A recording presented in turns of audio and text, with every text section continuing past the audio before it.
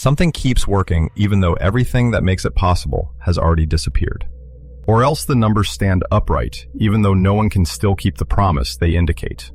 When Etienne lowers his eyes to the register of the Caisse d'escompte, one line obsesses him: advances to the royal treasury. He is head cashier, he counts banknotes, and he sees the void behind the figures. Etienne Lenoir, a name recreated for narrative purposes, turns a bundle of notes between his ink-stained fingers. He straightens them, recounts them, lays them on the polished wood. In front of him, bills of exchange, payment orders from the king, acknowledgments of debt. What he touches is paper. What they demand from him is metal.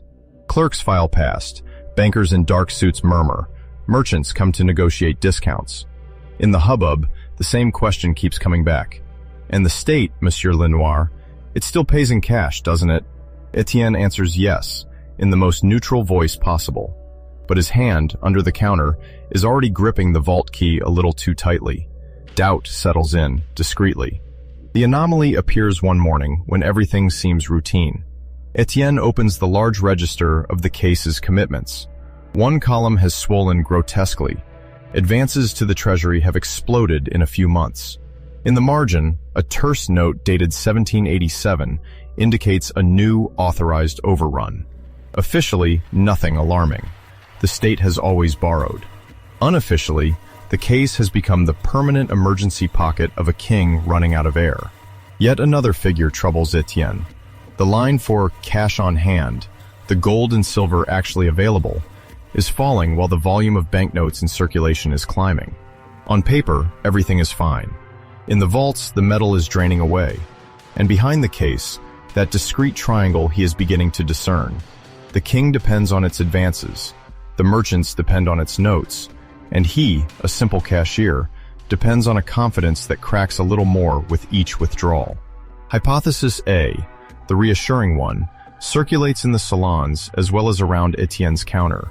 The money of the revolution will be the people's money, controlled by the nation. People repeat it to him almost word for word. The assets of the clergy, those immense estates now at the disposal of the nation, are supposed to guarantee everything. In this view, the assignats appear only as simple temporary keys to open a chest filled with land, houses, woods, and tithes.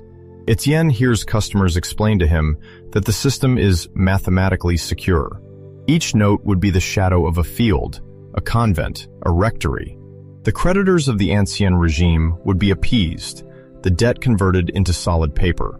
In this hypothesis, the true master of money is an abstract but reassuring entity, the nation, rational, virtuous, supervised by its representatives.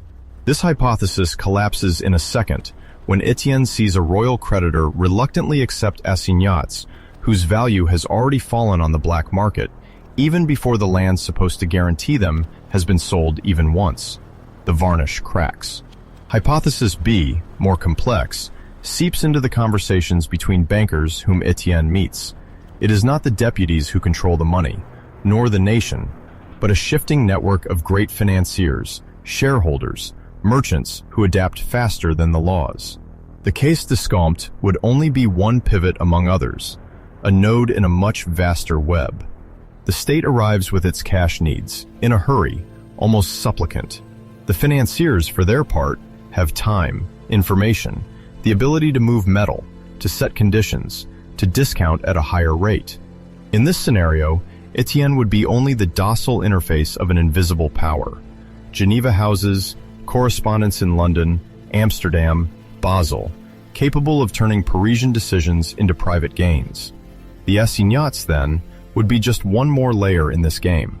A public paper superimposed on private notes, bills of exchange, annuities, without ever really escaping the control of those family and confessional networks that speak softly, sign quickly, and demand metallic guarantees that ordinary people never see. This hypothesis flips when Etienne notices that these same great financiers are beginning to flee the game, to sell, to pull out, leaving the state alone, facing a mountain of paper it no longer knows how to convert. A void is created. Hypothesis C, disturbing, imposes itself at night, when Etienne mentally recounts the vaults. No one really controls the money of the revolution. Neither the king, nor the assembly, nor the bankers. The real driving force is a succession of panics, war needs, late wages, decisions torn out under pressure. Assignats, notes, and bills of exchange are nothing more than improvised answers to the same dizzying problem. The cash box is empty, but the soldiers are waiting. The suppliers are threatening. The creditors are growling. And this premise wavers further when Etienne begins to see that this chaos nonetheless produces, in the end, a new form of control, more compact, harsher, concentrated where there is no one left to say no. Etienne encounters the wall physically one summer day, at the very moment when the heat crushes the vault room. It is neither a speech nor a vote. It is a client who hands over a note from the Caisse and refuses to accept paper in return. He wants metal, not tomorrow, not as a promise, right now.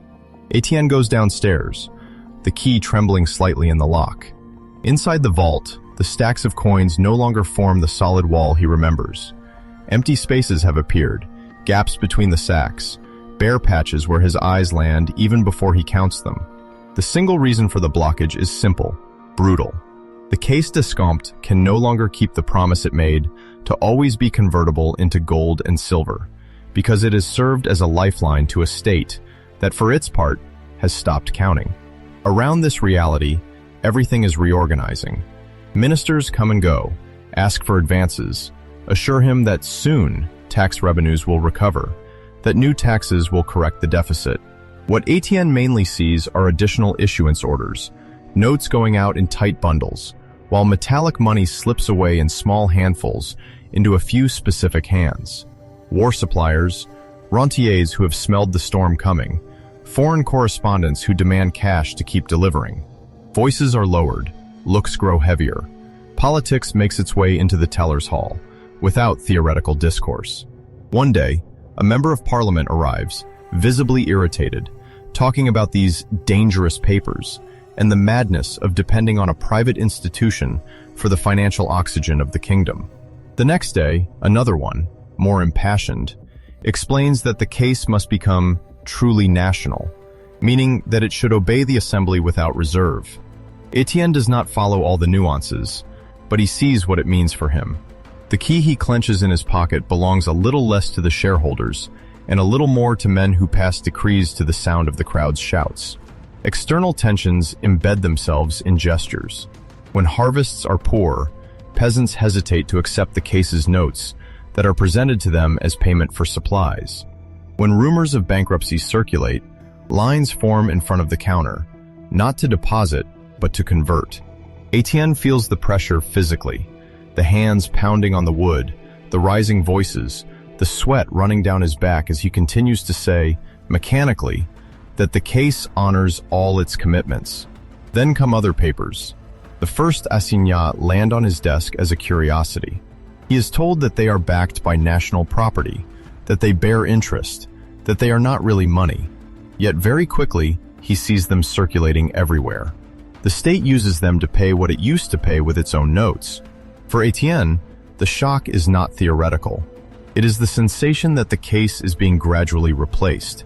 Its private paper, which claimed the solidity of metal, now finds itself in direct competition with papers stamped by the nation.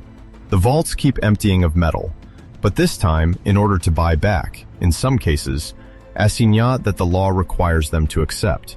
Merchants, who once came begging for discounting, now come slipping bundles of assignats to him, asking what he can still give them in exchange that is real. He has no satisfying answer. Gold is becoming scarce. Silver is disappearing, replaced by sheets covered in seals and signatures. The concrete, painful detail arrives one evening in a panic. Rumors of political unrest, battles, and violent votes spread through Paris. The line stretches all the way to the street. Etienne stays at the counter for hours without sitting down. The pen slips from his hands several times. When he goes down to the vault yet again, the remaining metal fits into fewer sacks than it would take to reassure the crowd waiting outside. He goes back up too quickly, bangs his right hand against the edge of the counter. A splinter drives deep into his palm. He doesn't pull it out for lack of time. Blood stains a note he has just signed. He watches the red drop mix with the black ink and understands, from the burning in his hand, that the promise of convertibility is dead. An inner silence settles. Above him, the decrees keep coming down. He is ordered to limit cash conversions, to favor the new notes, to support the ongoing monetary revolution. Officially, the Caisse still exists. In practice, Etienne feels it is already dissolving into a larger, more impersonal apparatus, where his trade as a discounter boils down to following accounting orders. Experts, later on, will almost all say that the state had taken back control of money by replacing private circuits with assignats. Others will insist that the Caisse was only one cog in the machine, and that the essential power had already passed to public institutions well before its formal bankruptcy.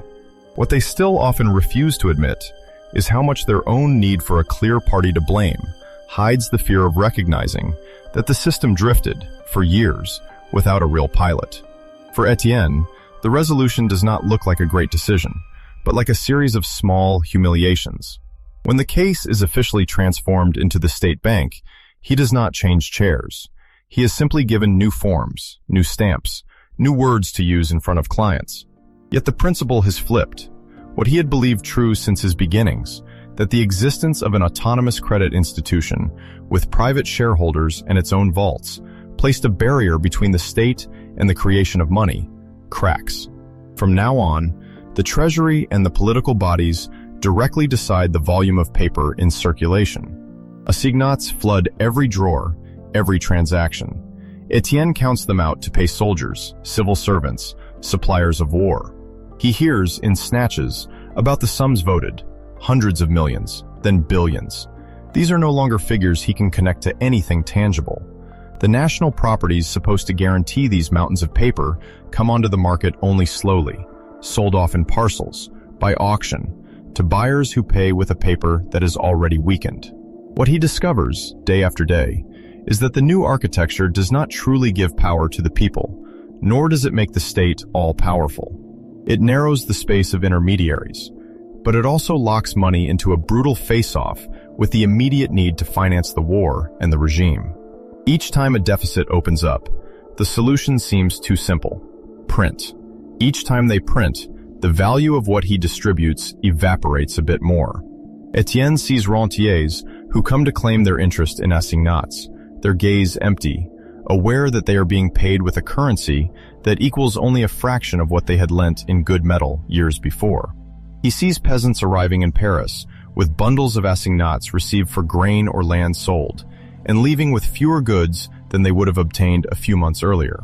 He sees merchants inflate their prices, bent under the law of the maximum that tries to hold them back, and looking for workarounds so as not to go under. In this chaos, a darker truth imposes itself on him. Those who really profit from the system are those who manage to transform paper into real goods as fast as possible. Churchlands, émigrés' houses, forests, quarries. Those who bought when the assignats still had an intermediate value, then kept the assets beyond the storm, see their wealth saved, sometimes increased. Those who waited, those who believed in the stable value of the printed symbol, pay the difference. The Caisse d'escompte, which he had joined believing he was serving a delicate balance between the state and private credit, dissolves without ceremony. Its shareholders suffer losses, absorbed into the general crash. Some are already repositioning themselves in the new circuits, ready to take stakes in institutions that look, from afar, like what the Caisse used to be, but with a changed balance of power. Etienne hears names, future big banks, families that already weigh on the new balance, without always grasping how everything is being reorganized above him. When at last the assignats begin to collapse completely, when people speak of territorial mandates, of bankruptcy, of 2/3 of the debt wiped out by decree, Etienne no longer thinks in terms of monetary theory. He thinks of all those faces seen at the counter, of those hands that held out papers, hoping for something solid. He understands that a system has been shut in front of them, that the promises accumulated over decades, royal annuities, war debts, commitments made in the name of the nation, have been, in practice, reduced to a series of figures that a vote can erase. What he had believed at the start was that there existed a possible balance between the needs of the state, the solidity of hard cash, and the agility of private credit. What he discovers, at the end of the chain, is that in times of political crisis and war, this balance no longer exists. The demand for financing crushes everything. The monetary instrument becomes a tool of intensive use, and those who hold the pen to issue the notes no longer really control the consequences. One question remains, haunting him well beyond his career. If, every time the state runs out of money, it can choose to dissolve its debts in paper, who will still dare to lend to it without already anticipating, somewhere, the next disguised default? In an almost empty room, Etienne is stacking bundles of crumpled assignats in a large wooden crate. The smell is that of damp paper, mixed with plaster dust from the walls. The light, filtered through a high window, cuts the notes into pale, flat patches. On the floor, near the counter, the trace of a piece of metal remains. A lighter circle where a bag of coins once rested, now gone. The wood, at that spot, is slightly hollowed. Etienne runs his hand over this hollow without stopping. In the distance, one can hear the dull rumble of a cart loaded with ledgers moving away. A sheet of assignat, forgotten near the door, lifts slightly in the draft, then falls back face down.